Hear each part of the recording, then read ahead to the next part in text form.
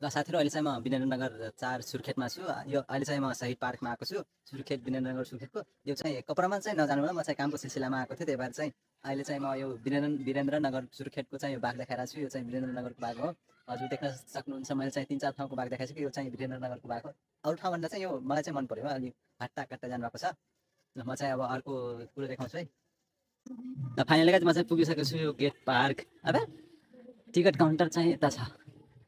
Ticket counter. ल साथीहरु म चाहिँ अहिले चाहिँ भित्र पसिसकेको छु। यता चाहिँ गार्डनहरु छ। ल साथीहरु अहिले चाहिँ म आएको छु सुर्खेतमा रहेको शहीद पार्कमा। हजुर देख्न सक्नुहुन्छ प्रादेशिक शहीद पार्क तथा वनस्पति उद्यान। यो चाहिँ भित्रको भ्यू रहेको छ। यता चाहिँ एउटा मूर्ति छ। अनि यता देख्न सक्नुहुन्छ यता चाहिँ गार्डन छ र वाटरफल छ, पानी आउँछ चाहिँ। अनि अगाडि देख्न सक्नुहुन्छ एउटा चाहिँ खम्बा छ, त्यसको नाम चाहिँ थाहा भएन। यता साइडमा यो चाहिँ फुलहरू रहेको छ। अहिले चाहिँ सिजन थिएन, त्यही भएर फुल त सबै सुकिसकेको थियो। म चाहिँ अलि गलत टाइममा गएको थिएँ। मिङ्गल भएपछि काम लाग्छ, त्यो चाहिँ काम लाग्दैन, त्यही भएर। अनि अहिले देख्न सक्नुहुन्छ यहाँ चाहिँ अहिले चाहिँ यो चाहिँ रहेको छ माथिदेखिको भ्यू। अनि यता चाहिँ छ फेरि वाटरफल, मतलब स्विमिङ पुल भनौँ सायद।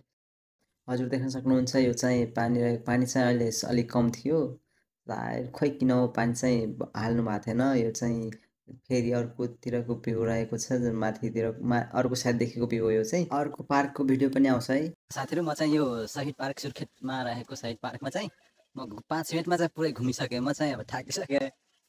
यो चाहिँ हात्ती रहेको छ, बाघ चाहिँ पहिला नै देखिसक्नुभयो। ल साथीहरु अहिले चाहिँ म रिटर्न भइरहेको छु पार्कदेखि। मेरो चाहिँ नेपालगञ्ज जाने पनि ढिलो भइहाल्छ, त्यही भएर म चाहिँ अब निस्किरहेको छु। यो चाहिँ पार्कको मेन गेट रहेको छ, जुन हजुर देख्न सक्नुहुन्छ। विरेन्द्रनगरको शहीद पार्क चाहिँ म घुमिसकेँ सुर्खेतमा रहेको। अहिले चाहिँ म रिटर्न भइरहेको छु। अब मेरो चाहिँ नेपालगञ्ज जाने रिटर्न हो। अब यहाँदेखि गएर सामान प्याक गर्ने हो र नेपालगञ्ज स्टप।